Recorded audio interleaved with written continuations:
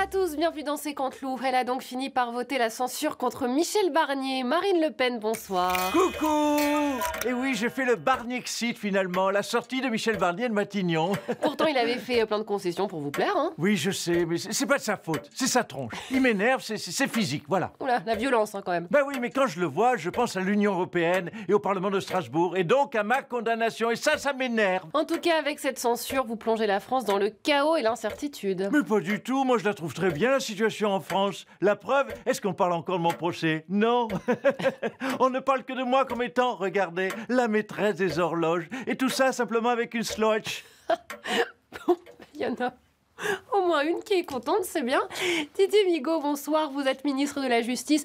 On voulait juste vous dire au revoir, comme on n'a pas eu le temps de vous dire bonjour, voilà. Ah oui, donc c'est vrai que c'est court la vie politique en ce moment. Bon, bah écoutez, au revoir. C'est adieu qu'on aurait dû lui dire.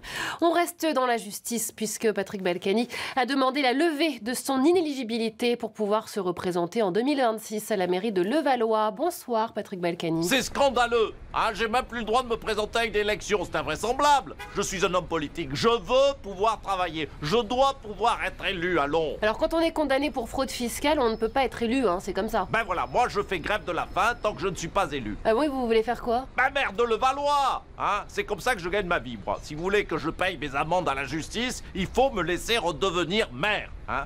Là, je pourrais créer des appels d'offres bidons, faire des rétrocommissions en toute légalité, percevoir 2 ou 3 valises au black en échange d'un chantier. Bref, je gagne de l'argent et comme ça, je peux payer mes dommages et intérêts. Attendez, vous n'allez pas détourner des fonds pour payer l'amende que vous avez prise pour détournement de fonds? Tiens, Patrick, il y a Grindry qui a fait des sushis. Mais Isabelle, mais qu'est-ce que tu fous? Tu vois pas qu'on tourne encore? C'est trop tôt, là. Allons, oh. Entre nous, on n'y croyait pas beaucoup à votre grève. Finalement, Donald Trump a changé d'avis. Il viendra à la réouverture de la cathédrale Notre-Dame ce week-end et il s'en explique, regardez. Donald Trump, bonsoir. Achetez mes Bibles pour Noël, 60 $ la Bible, c'est un beau cadeau. Oui, joli cadeau. Alors finalement, vous serez samedi à Paris pour la réouverture de Notre-Dame. Yeah, je dors Notre-Dame. Vous vous rendez compte, Macron? Il avait une ruine et en 5 ans, il a fait un truc splendide. C'est l'inverse de la France, finalement. Ouais, très drôle. Pourquoi vous avez changé d'avis? J'ai vu les photos Notre-Dame, du marbre, de l'or, belle hauteur sous plafond, ça m'a donné envie d'acheter, alors je vais visiter. Non mais attendez, elle n'est pas à vendre. Hein. Oh, c'est bon, c'est des milliardaires qui l'ont rénové, alors les milliardaires, ils peuvent aussi la racheter. Elon Musk et moi, on va faire nos bureaux dedans, mais on va aménager un peu. C'est-à-dire? On va mettre des statues de moi partout, une barre de pole dance et un jacuzzi dans l'allée centrale avec des filles à poil. Je veux en faire quelque chose de Notre-Dame.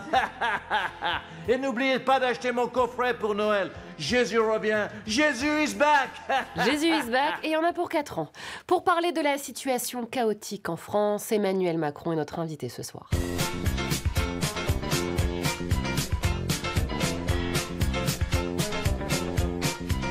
Emmanuel Macron, bonsoir. Ah bah vous êtes à la montagne, vous. Oui, j'avais 2 jours, du coup je suis parti faire l'ouverture de la saison de ski. Mais on n'est pas à Courche, hein? Ah non, on est à Méribel, on fait un effort comme tous les Français.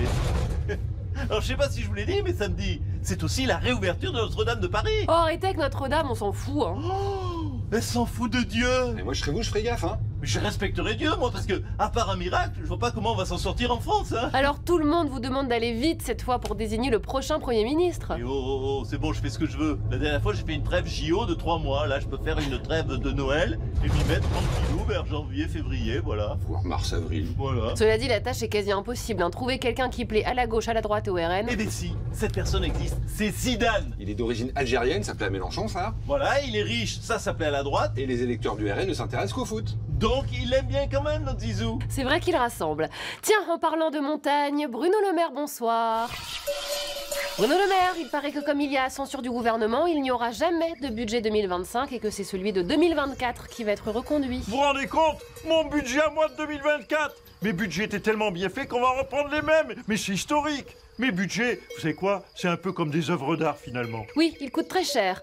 Patrick Balkany, Donald Trump va nommer ambassadeur de France le père de son gendre qu'il a gracié alors qu'il sortait de 14 mois de prison pour malversation fiscale. Oui, je peux passer un petit message, hein? Hello Donald, I am famous Patrick Balkany, I am Republican like you, I love argent, fraud the fisc, I don't like juge like you. Alors, est-ce que je peux me présenter à une élection? chez vous, in United States, hein, parce que là-bas, I am not ineligible. Votre anglais est parfait. Marine Le Pen, le mot de la fin? Coucou! Eh oui, motion de censure contre les juges de mon procès. Désolé, messieurs, vous devez démissionner. Et non, malheureusement, votre super pouvoir ne marche que sur les premiers ministres. Allez, salut à tous. You